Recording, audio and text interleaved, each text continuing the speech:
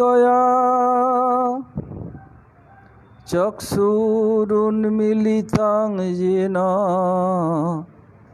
तस्मै श्रीगुरवे नमः। आविर्भूतो सकारुण्यो श्रीवामन नारायणो रूपानुग प्रवरो दो श्रीकेशव प्रियो भजे। वाञ्छाकल्पतरुभ्यश्च कृपा सिन्धुभ्येव च पतितानां पावनेभ्यो वैष्णवेभ्यो नमो नमः। नमो महावदन्नाय कृष्ण प्रेम प्रदायते कृष्णाय कृष्ण चैतन्य नाम्ने गौरतिसे नमः। कनकजलदगात्रो नीलसनाब्जनेत्रो मृगमदबरभालौ मालती कुन्दमालौ तरल तरुण वेशौ नीलपीताम्बरेशौ स्मरनिभृत निकुञ्जे राधिका कृष्णचन्द्रो।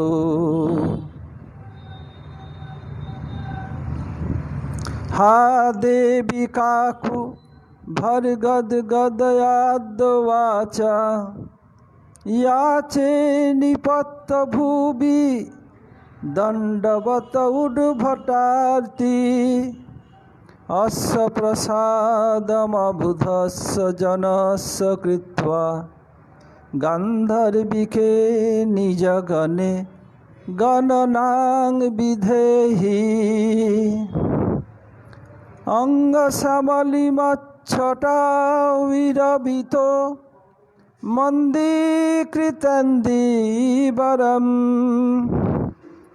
जाड्डं जागुडरोचिषां विदधतं पट्टाम्बरश्रिया बृन्दारण्यनिवासिनं हृदिलसद्दामाभिरामोदरं राधास्कन्धनिवेशितोज्ज्वलभुजं ध्येयें दामोदरम्। भक्ताविहीना अपराधलक्षयी क्षिप्त्वाश्च कामादितरङ्गमध्ये कृपामयि त्वां शरणं प्रपन्ना वृन्दे नुमस्ते चरणारविन्दं वृन्दे नुमस्ते चरणारविन्दं। श्री कृष्ण चैतन्य प्रभु नित्यानंद श्री अद्वैत गदाधर श्रीवासादि गौरभक्त वृंद। हरे कृष्ण कृष्ण कृष्ण हरे हरे, हरे राम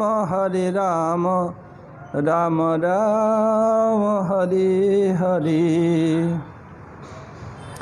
मैं सबसे पहले अस्मदीय परमाराध्य गुरुपाद पद्म ओं विष्णुपाद परमहंस स्वामी अष्टोत्तर शत श्री श्रीमद् भक्ति वेदांत श्रील वामन गोस्वामी महाराज ओं विष्णुपाद परमहंस स्वामी अष्टोत्तर शत श्री श्रीमद् भक्ति वेदांत श्रील नारायण गोस्वामी महाराज एवं समस्त गुरुवर्ग के श्री चरणों में अनंत कोटि साष्टांग दंडवत प्रणति ज्ञापन करता हूँ।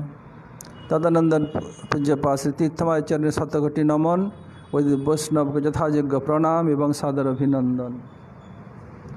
तो अपन बोलबे एखन तीर्थमय सम्बन्धे ऐसा तुम्हें बाकी आछो। हाँ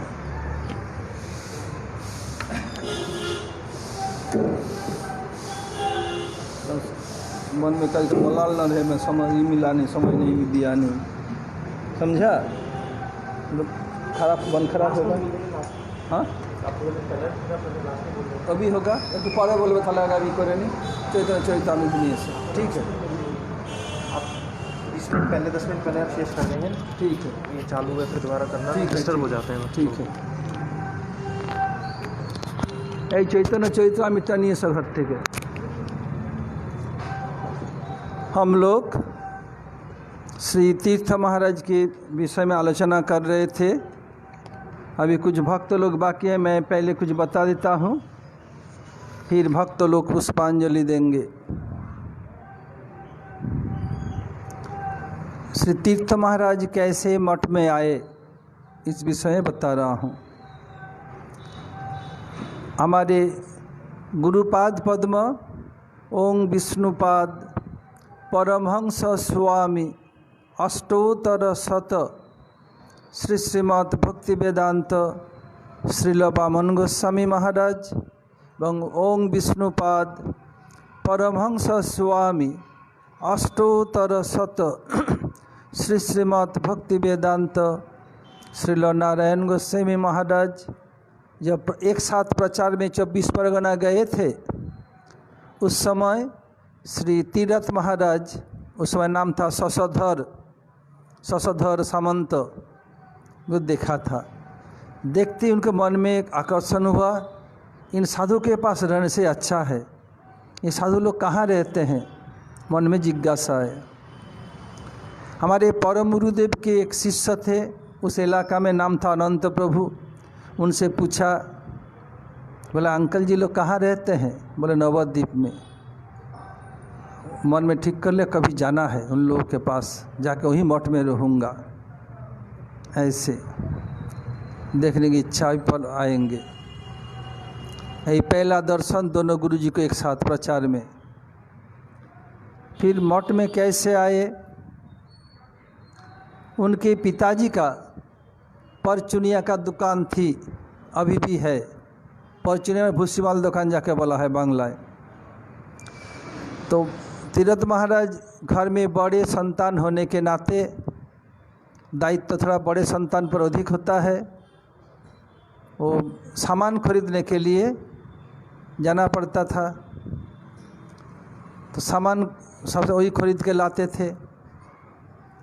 हुआ क्या, पिताजी कुछ पैसा दिया, सामान खरीदने आए, हाबड़ाए, ठग के पल्ला में पड़ गए। पढ़कर क्या किया, प्रताड़क लोगों ने उनको कितना पैसा से पूछा, बता दिया, पैसा मैं ठीक कर, पैसा ले करके उस कुछ कागज फौज के याद बोले कपड़े में बांध के रखो, बाद में खुलना। सरल स्वभाव के रख लिया, बाद में खुले एक भी पैसा नहीं है, केवल टुकड़ा टुकड़ा कागज है,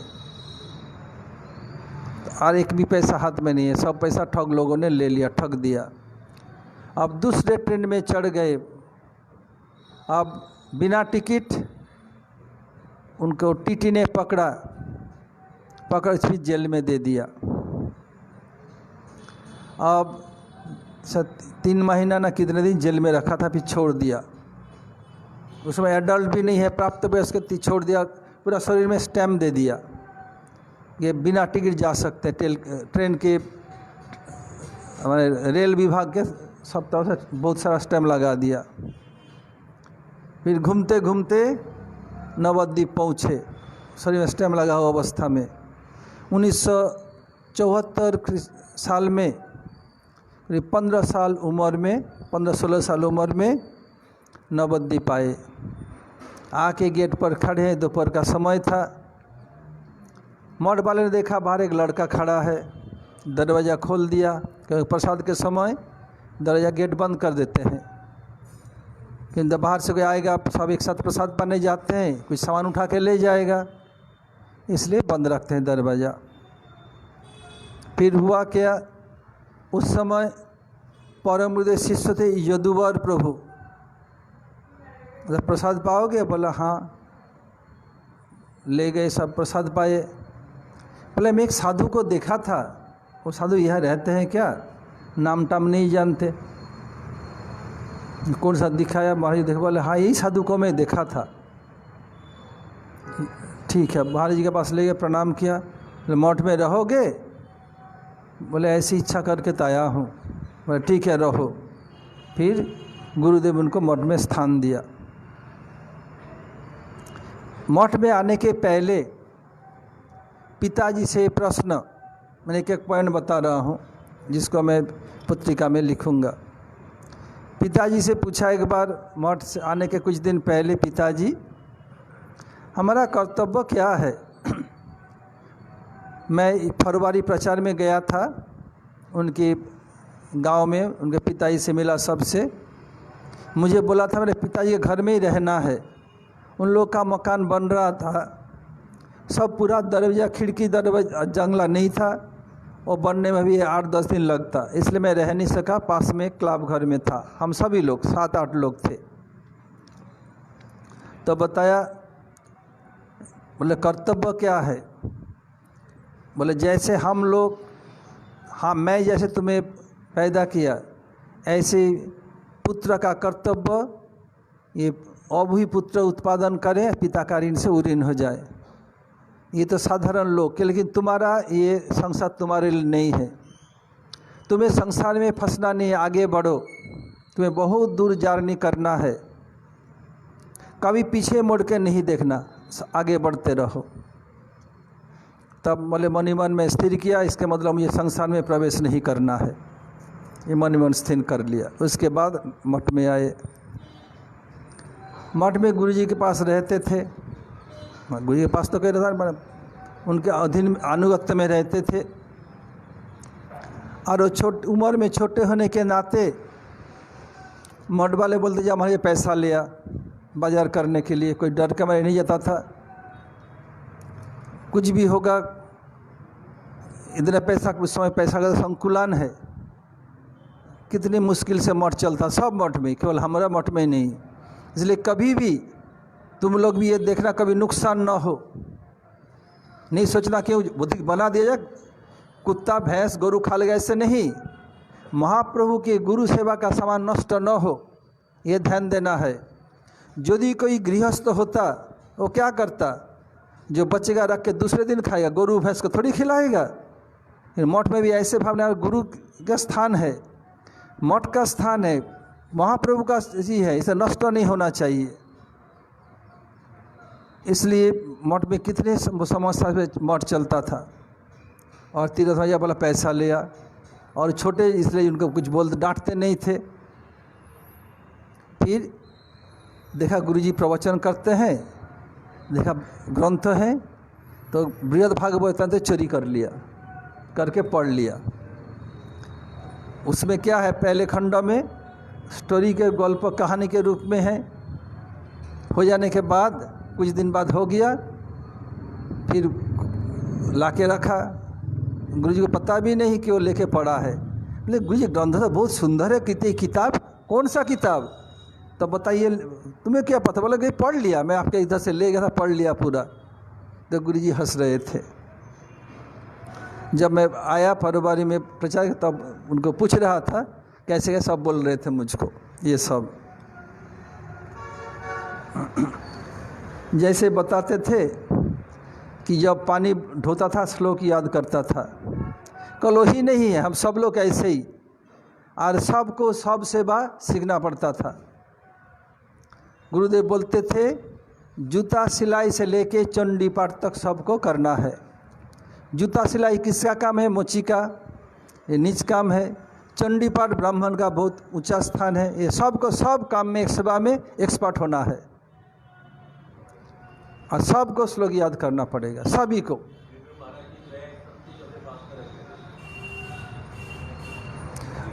त्रिविक्रमा जी अपने हाथ से माला झोला सिलाई करके गुरु महाराज जी को और गुरुदेव को देते थे, अपने हाथ से सिला करके।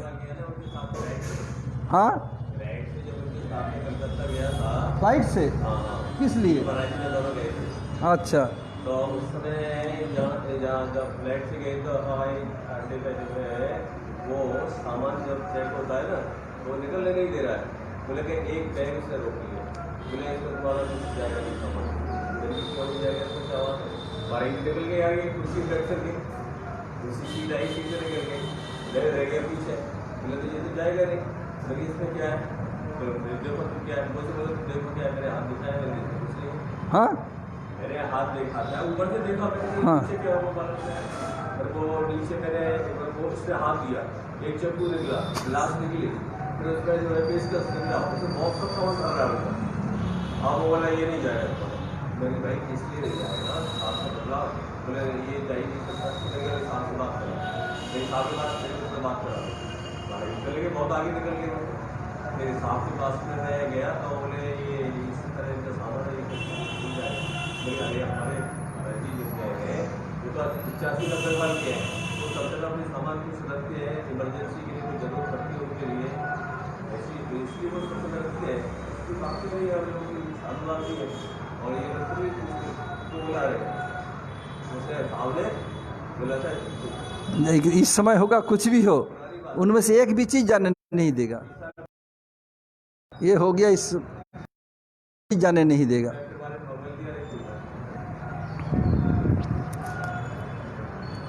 फिर हम लोग को जो पानी लाना पड़ता था, हम सभी लोग ऐसे पानी लाते भरते और पानी भरते कागज़ में लिख लेते, 2-4 टुकड़े लिख लेते, इस पार उस पार, पढ़ते पढ़ते याद करते।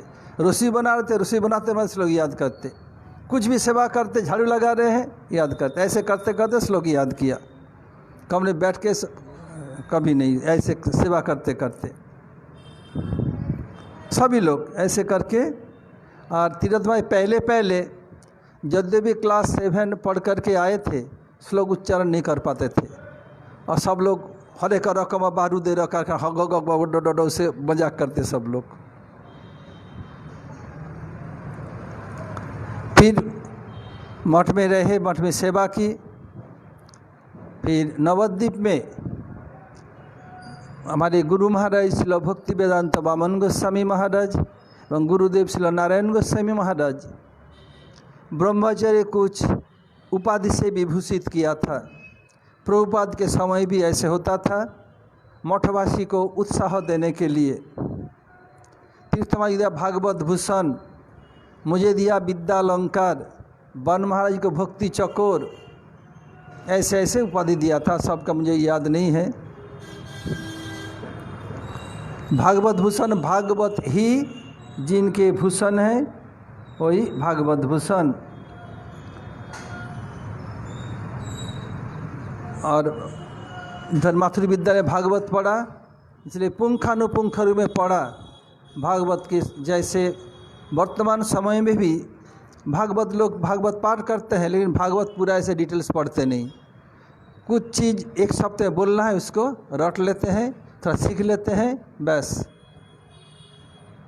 जो बड़े बड़े वक्ता लोग जानते हैं, वर्तमान समय वो लोग एक बिजनेस बना लिया। बताया विद्या नाम सुपकारी च, जो हरे नाम विक्रयी, जो विद्या विक्रयी विप्र विषहीनो यथो रग। वेणुगोपाल श्लोक जानो? श्याम सुंदर क्या ना? तो तुम ভালো করে বলো, ভালো রকমের। শূদ্রানাং সুপকারী, हाँ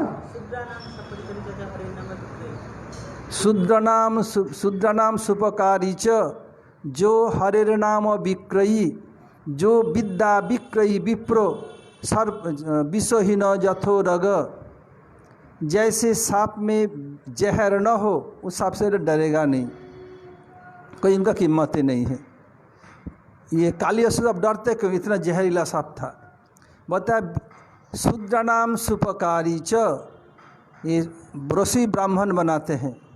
शूद्र लोग को यदि ब्राह्मण ऋषि बनाए ठीक नहीं है।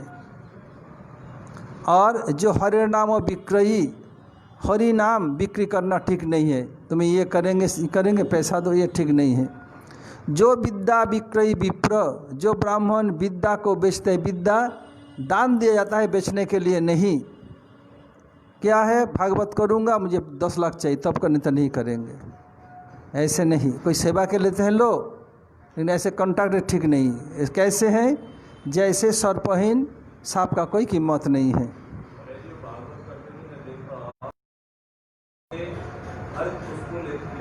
वही तो इसमें आ रहा हूँ, अब आता हूँ।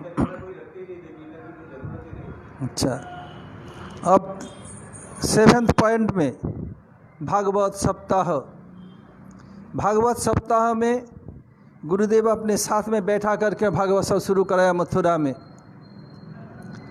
और तीरथ महाराज जी भागवत में एंटरटेन करना, जहाँ लोग को मनोरंजन करना पसंद नहीं था।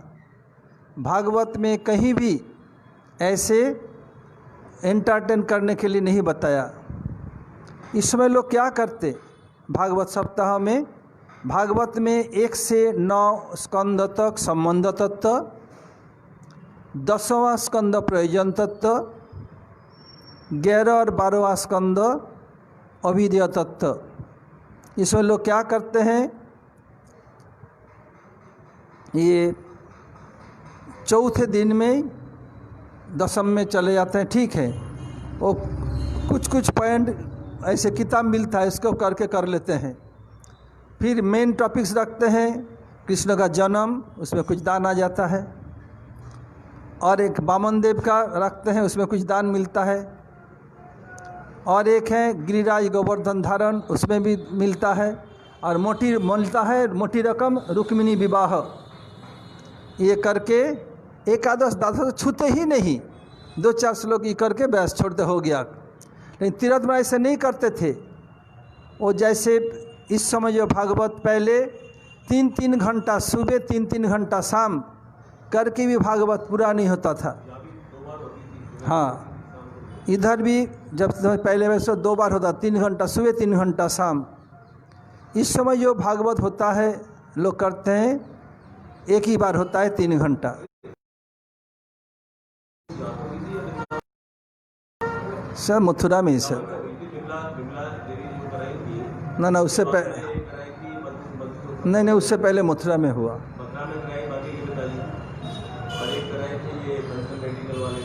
पहले मथुरा में ही शुरू हुआ। फिर इस समय 6 घंटा तक गया, 3 घंटे में। 3 घंटे में लोग देर से आते हैं, देर से शुरू होता है। मुश्किल से 1 घंटा प्रवचन होता है और बाकी मनोरंजन कीर्तन में, नाचने में चला जाता है। लेकिन तीर्थ में ऐसे नहीं करते थे, प्रत्येक सब्जेक्ट को स्पर्श करता। हम लोग बोलते थोड़ा कीर्तन ठीक है, 5-7 मिनट 10 मिनट कीर्तन, प्रत्येक टॉपिक को स्पर्श करते। विशेष करके एकादश द्वादश स्कंद को बहुत सुंदर रूप में, वही तो अविद्या, वही तो भक्ति कैसे करना, इसमें तो वर्णन है, उसको करते। लोग क्या बोलेंगे नहीं बोलेंगे, लोग को मनोरंजन करना, इसमें उनका ध्यान नहीं था। ऐसे वो भागवत करते थे। फिर जब मैं आ गया मठ में, देखा मैं, मुझे पहले सभी लोग पहले से जानते थे मठ वाले, मुझे पूरा विश्वास था। इसलिए मुझे सेवा में लगा। तब हमारे नंदन प्रभु, प्रेमानंद, शुभानंद सब देखा, ये सब संभाल सकता है। तब हुआ क्या, पहले गुरुजी बहुत एलोपैथिक मेडिसिन लेते थे। एलर्जी होता था, बस बंसल मेडिकल उनका एविल ले आते थे। फिर दाढ़ी में खुजली, किसी का नाई पहले खोर करके, फिर छुर को धुआ नहीं किया, डेटल फिटल से किया। किसी का था चर्मरोग, गुरुजी का हो गया। यही कहते कितना खून बहता। और पेट के लिए भी कि कोई इंजाइम ना क्या लाते थे। मैं देखा हमेशा गुरु दवाई लेते हैं, मुझे सहन नहीं होता था। मेरे चाचा जी होम्योपैथिक डॉक्टर थे, शक करके सीखा था, गांव वाले को उपकार कर सब लोग दवाई देते थे फ्री। तो बोलते थे, सुनता था। तो एक दिन गुरुदेव से कहा, गुरुजी ये एलोपैथिक मेडिसिन लेते ठीक नहीं है, ठीक हो जाएगा। तो गुरुजी प्रेमानंद प्रभु, शुभानंद प्रभु, नंदन प्रभु सब बोले होम्योपैथी कोई मेडिसिन है? हम बोले हाँ है, देखिए ना।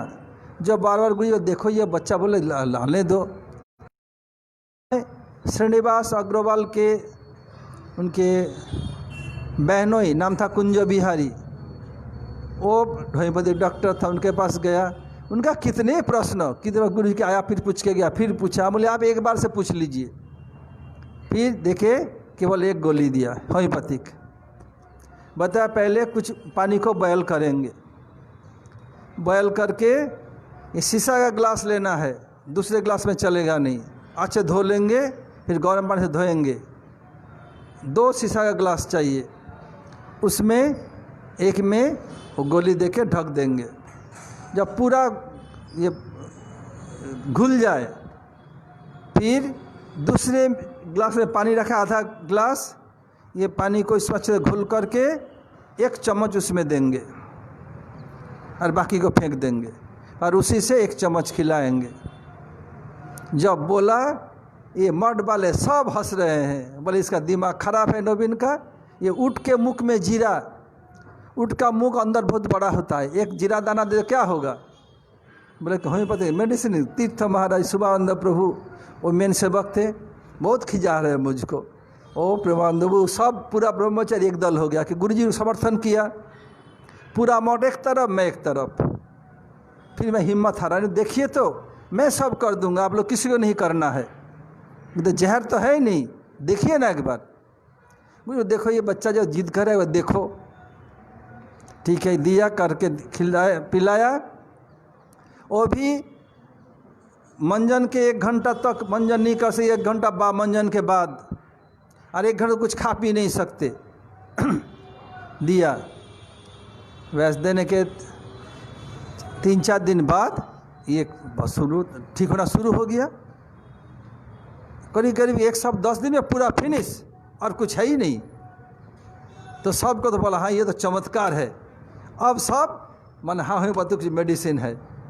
और जो एविल लेना पड़ता था, ये ऐसे जब निकल आता था स्किन पर, खुजली होगा ऐसे स्किन निकलेगा, वो भी ठीक हो गया होम्योपैथिक मेडिसिन से। तब गुरुदेव बताते थे, बोले मेरे बचपन से ऐसे हैं। बोले स्वयं मैया क्या करती, सिंदूर लगा देती, कमल ओढ़ के धूप में डाल देती मुझको, फिर जाके ठीक होता। ये ठीक हो गया। पेट के लिए भी वो भी होम्योपैथी ठीक हुआ। तब सबका हुआ जहाँ होम्योपैथी कुछ मेडिसिन है। तो हमारे मठ में होम्योपैथी को कोई मेडिसिन मानते नहीं थे।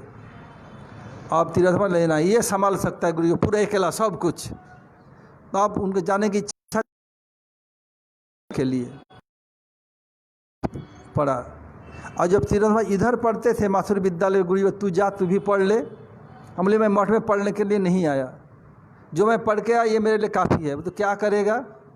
बोले सुबह जा, तू भी चले जा, तेरा एक बार झलाई हो जाएगा, मैं रिवाइज हो बनने की ज़रूरत नहीं है। बोले क्या करेगा? बोले मैं आपका कपड़ा धोऊंगा, घर झाड़ू लगाऊंगा, पोछूंगा, रसोई बना खिलाऊंगा, सब पढ़ेंगे तो ये काम कौन करेगा? बोले पढ़ेगा मैं नहीं। बोले इसकर तू मर। हम बोले इससे मरना अच्छा है, मैं पढ़ने बाहर जाऊंगा ही नहीं।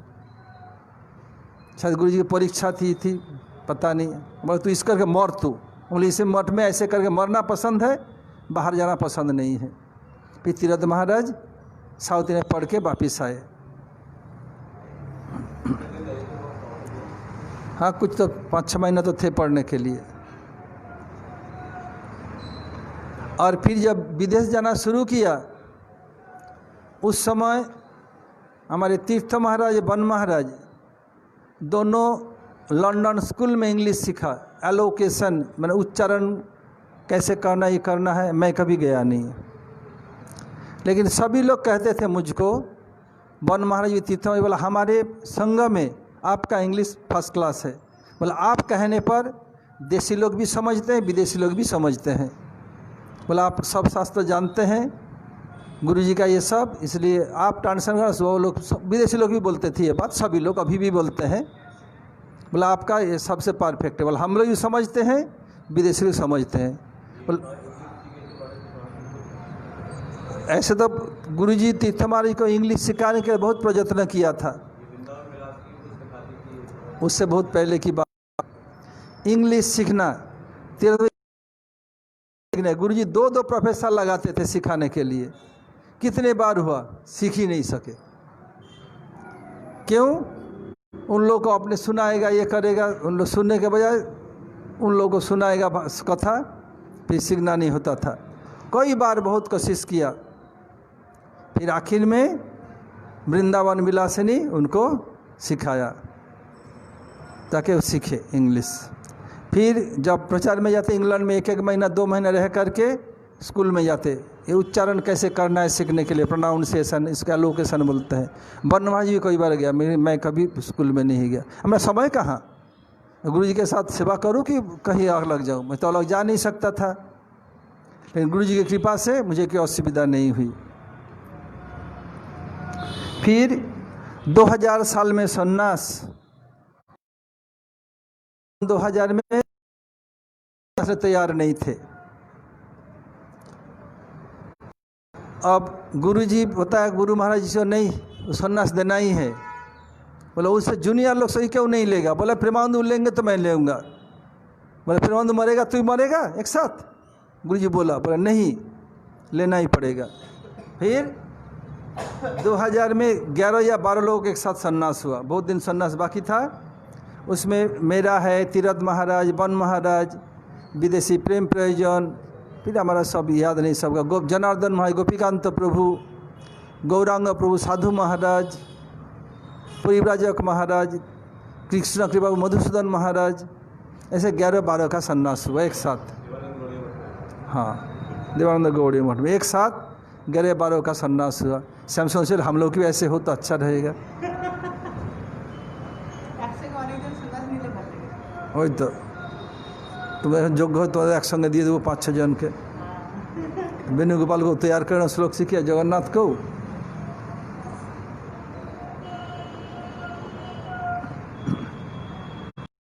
अब गुरुदेव के प्रचार में अब जब प्रतिपत्ति बढ़ने लगा, कुछ लोग उसमें हृदय में जलन होता था, इनके प्रति प्रभाव इतना बढ़ रहा है, तब लोग गुट बनाया, बना के गुरु जी को अपमान किया। 2003 में बहाना बना करके 2003 नवद्वीप परिक्रमा के बाद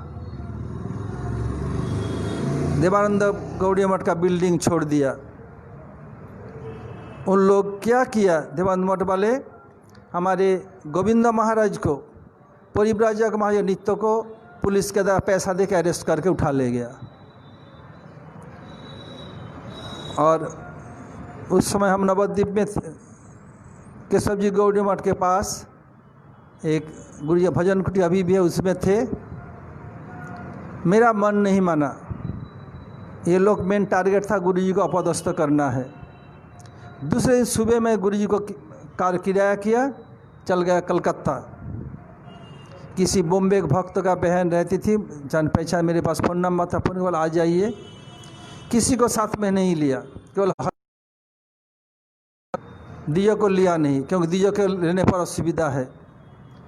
जब 93 में शायद बाबरी मस्जिद 93 में ये हुआ था ना, ध्वंस हुआ था, उस समय कल्याण सिंह मुख्यमंत्री थे। 93 या 96 की 92, अच्छा। तो उस समय वो लोग क्या सब संतों को अरेस्ट कर रहे थे। वो लोग क्या करते, रात 1-2 बजे पूरा मंदिर परिसर घूम पुलिस द्वारा घेर लेते थे, करके बड़े नशानी चढ़कर ऊपर अंदर आएंगे, दरवाजा खुलाएंगे करके अरेस्ट करते थे।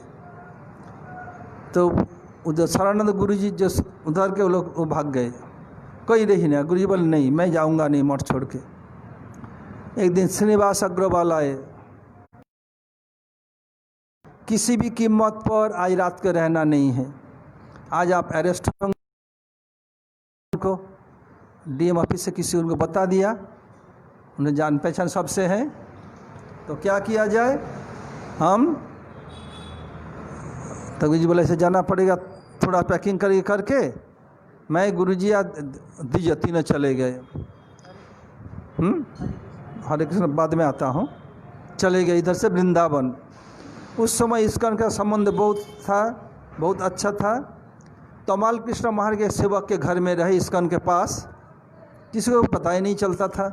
वो भी लोग भी कोई नहीं आते थे, आने जाने को डिस्टर्ब, लोग इस्कॉन भी जान जाएंगे इसलिए कोई नहीं। और दीजिए का मन नहीं लगता, वही लोग सब्जी भी दे जाते थे, जो बोलता चावल दाल सब वो लोग व्यवस्था कर दिया, गैस चावल दाल बर्तन सब, और कोई आता नहीं था इस्कॉन से भी। अब दीजिए को थोड़ा घूमने का ये करना, वो बीच बीच में जम्मा आने पर मुख ढक करके ठाकुर के सामने गुरुदेव से पूछा इसके कैसे नहीं, कपड़ा ढक लो, ये कर लो।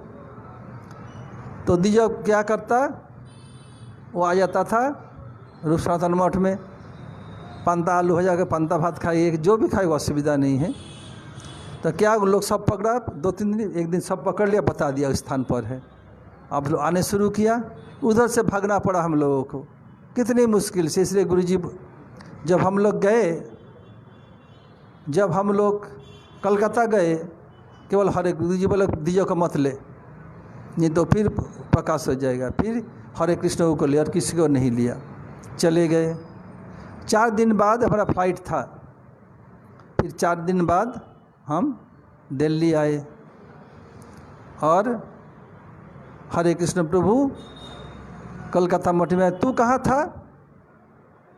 बोले मैं तो अपने बुआ जी के घर गया था। बोले कहाँ? ढाकुरिया में है, उधर से आया हूँ। वो भी नहीं बोला किसी को। बाद में जब मैं तब बोला ऐसे बोला था, हम जानता हूँ पूछेगा। बोले बोलना नहीं, कहाँ थे हम लोग। चले आए, आके फिर मथुरा में आए।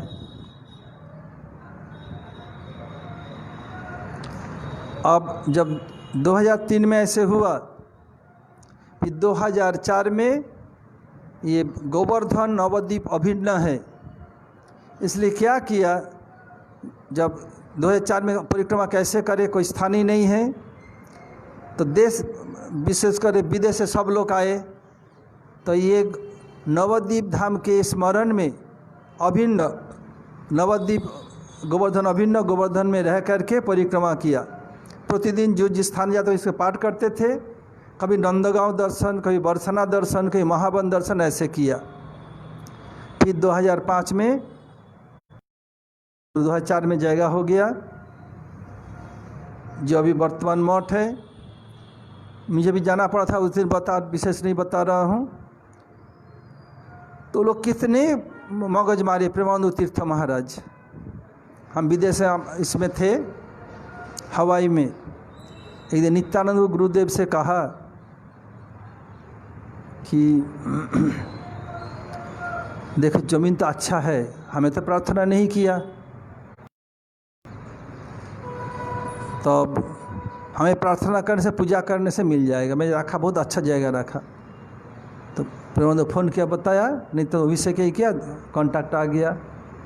उधर 2005 गुरुजी बोल रहे हैं तीर्थ महाराज जी को, तीर्थ महाराज मैं तो बिना परिक्रमा रह नहीं सकता, जब से आप परिक्रमा किया मैं, तुम 200 लोग ला सकते हो बंगाल से।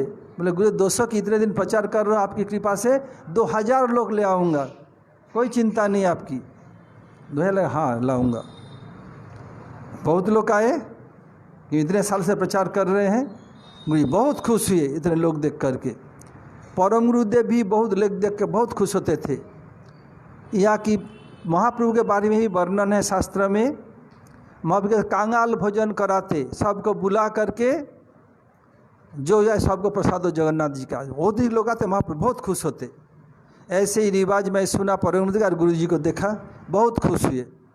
इसमें पहले परिक्रमा में थोड़ा चावल भी लाए, जहाँ तक सब लोग चावल दिया, ये देते थे, और लोग भी आए।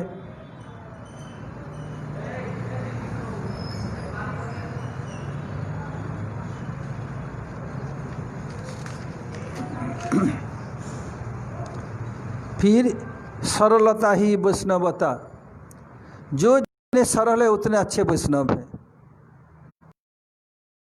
बोले सरल, बोले गोरा हमार मुखे बोलिना नहीं चले, मैं गोरा का ऐसे बोलने चलेगा नहीं। सरल होने पर गोरा का विचार महाविचार समझ सकते हैं, इसलिए सरल करना है, कपटता नहीं करना है।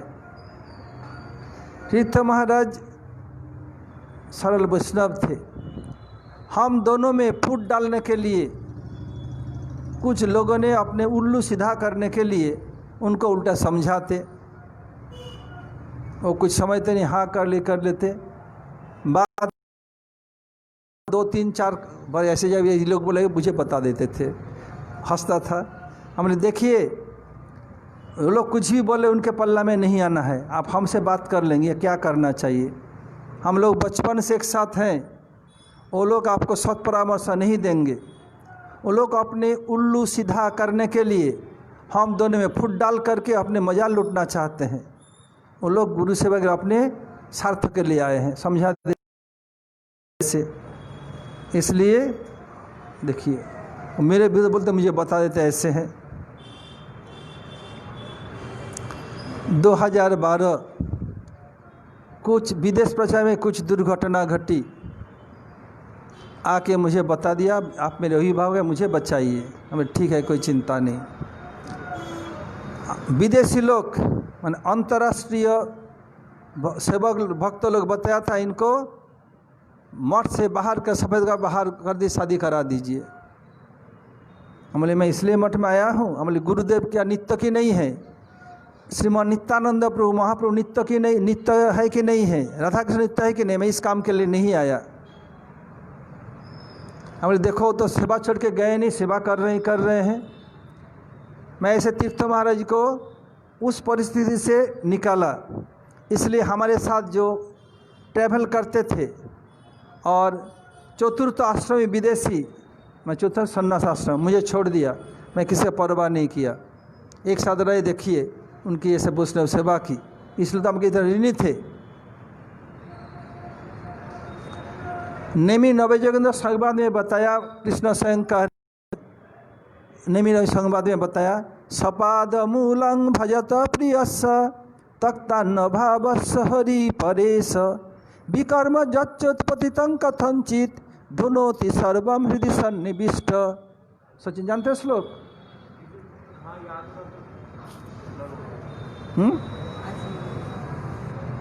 जानो तात्पर्य क्या है? ये नेमी नवयोगेंद्र संवाद में बता रहे हैं, सपाद मन स्व अर्थात कृष्ण के पाद पद्म के भजन करते हैं। तक्तान्न भाव स्वर्ण भाव, अन्य देव देवी के प्रति कोई आस्था नहीं रखा। हरि कोई सर्वश्रेष्ठ कृष्ण सर्वश्रेष्ठ जानते हैं। यदि किसी प्रकार दैव दुर्विपाक से यदि किसी विकर्म हो जाए, जो विरुद्ध कर्म जो हो जाए, तो क्या होगा? धुन्यति कृष्ण बोलते हैं, उसको कोई शास्ति नहीं दे सकते।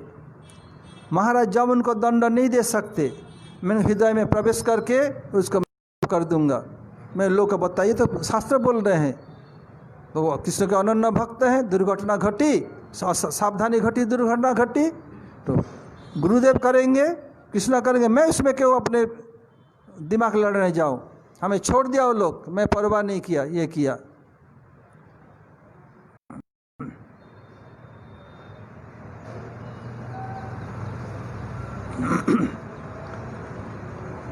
– 2018 में उनका नार्व का हार्ट का प्रॉब्लम शुरू हुआ। मैं विदेश में था। एक बार तीर्थ महाराज दिल्ली जाने वाले थे। सीढ़ी चल के जैना पर बैठ, कार में बैठ नहीं पा रहे हैं। नासिक मुझे पकड़ लिया, नासिक पकड़ के बैठा। तुरंत मुझे इन्फॉर्म किया, तुरंत ले जाओ, फ़ोन किया, तुरंत ले जाओ दिल्ली दिखाओ। दिखाया ही किया, गंगाराम अस्पताल में जाके ठीक हुए। मैं भी उसमें आर्थिक रूप से साहाय्य किया तो उनको ठीक हुए। संत का ही थोड़ा ठीक हो और कुछ परवाह नहीं करते। गुरु जी को मैं इतना स्ट्रिक्ट में रखता था, तब गुरु जी कुछ परवाह करते थे। कोई संत परवाह नहीं, अपने शरीर का परवाह करते ही नहीं। फिर 2019 में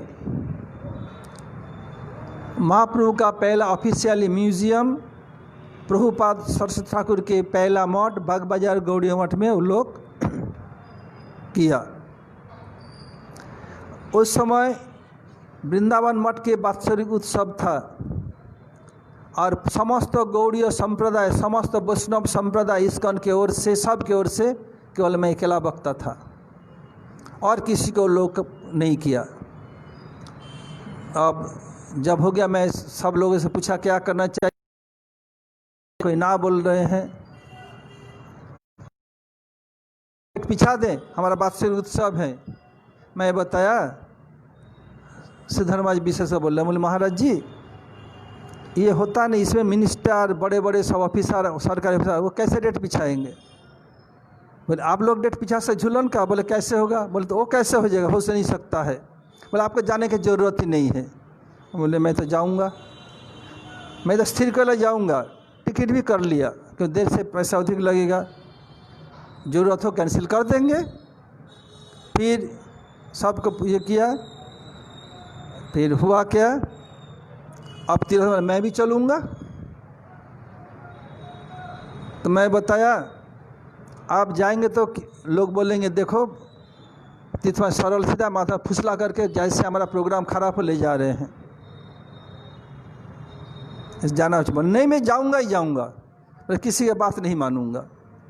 मैं समझा, बोले नहीं, बोले आप ही के साथ चलूँगा। बोले देखो लोग बोलेंगे देखो ये दो भाई जुक्ति करके भाग गया, ये सबको बोला हाँ हम दो भाई, दोनों भाई एक साथ जाएंगे। बोले उन लोग को मरने दो। बोले वो लोग नहीं कर सकते।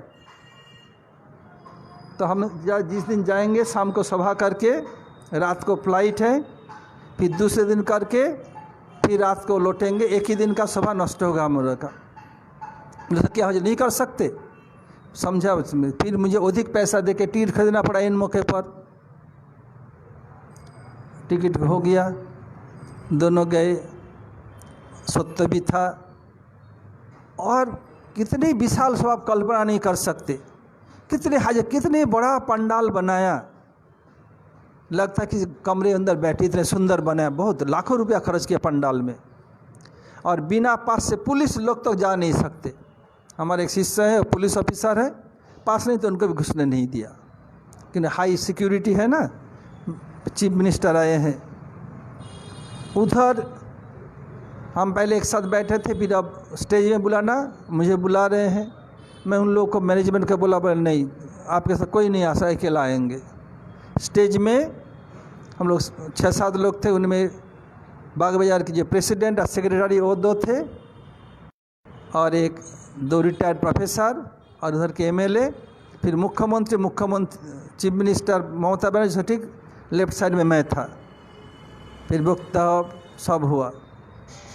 फिर जाने के 2 दिन पहले खबर आया, तीर्थमाई छोटे भाई, तीर्थमाई का नाम था शशधर और उसका नाम था जलधर, सत्य का पिताजी, वो देहांत हो गया।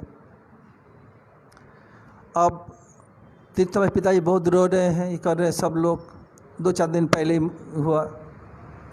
टिकट तो हो गया। फिर मैं इसको बोला, उसके पिताजी को फ़ोन कर, रो रहे हैं। हम बोले क्यों रोते हैं, आपके नाती तो मेरे साथ है। बोला हम लोग बहुत खुश है कि मेरे नाती आपके साथ है, आपका सेवा कर रहा है, सब पूरा देश विदेश घूम रहा है। बोले आपके 2 बेटा था, 2 बेटे थे, 2 बेटा अभी है। बोले कौन। बोले एक बड़े बेटे तीर्थमा, छोटे बेटे माधव महाराज। मैं बोला तो बोले बाबा अर्थात बंगाल में बेटा को बाबा बोलते हैं। बाबा था ले सो हमारे काजटा करे दो, तब तुम आओ मेरे काम कर दो, ये जो मर गया इसका साधन सब कर दो। बोले मैं तो नहीं आ सकता। बोलता बेटा कैसे हुआ।